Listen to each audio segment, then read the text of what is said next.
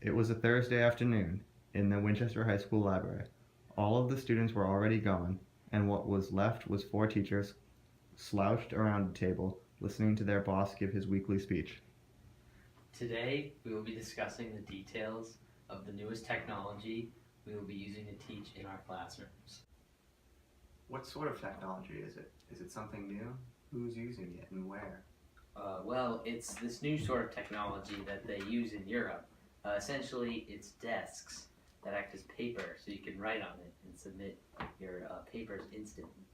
This eliminates the need for excess paper, and it has been proven through scientific study that writing with your finger can help you retain information longer.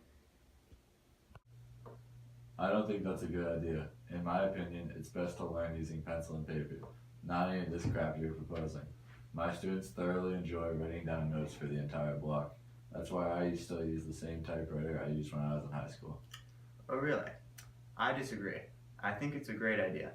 My students are constantly falling asleep while taking notes. This new technology would engage students in class discussion and encourage them to take beneficial notes for upcoming tests and exams. You're new here. You don't quite understand how things work. We've been teaching with pencil and paper for generations. There is no need to change anything now. It would be a waste of time and resources to invest in such technology. I've been here long enough to know that things have to change. You don't understand. Schools using this revolutionary desk are 78% more likely to outscore us on standardized tests. These tests reflect our performance as teachers, and therefore it is important we improve our scores. Who cares about that? We probably get bad scores because we got new teachers like you that aren't accustomed to teaching. Well, actually, in my few years teaching here, my students have outscored yours every year. These two teachers bickered for minutes. Meanwhile, the slacker casually walks in, 10 minutes late. He then says, Sorry I'm late. I had to drop my kids off at soccer practice.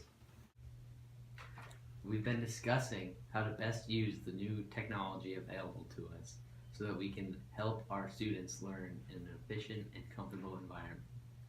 We've already discussed the possible benefits and costs to acquire this technology. However, we have not been able to come to an agreement so far. Maybe there is some compromise that we can make so that everyone can be satisfied with the amount of technology being provided to our students. All we want is to give them the best learning experience possible. I am open to compromise, but I do know that things must change. We cannot have teachers in this school that are using methods that are ineffective and outdated. We are obviously able to afford this technology, and therefore there are no other plausible reasons explaining why we should not get it when it has been proven time and time again to be effective in the classroom. I have an idea. We will give each individual student some top-of-the-line mechanical pencils so that they will be able to take neater notes to study with.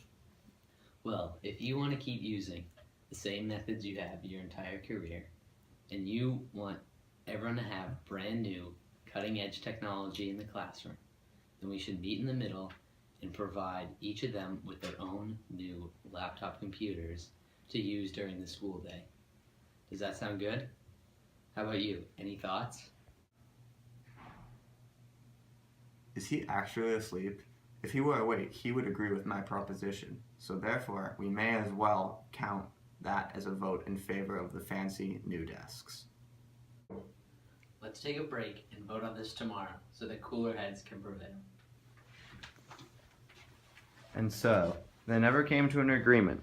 After 2 hours, leaving tired and unhappy, except for the slacker, who had already left a half hour before the others.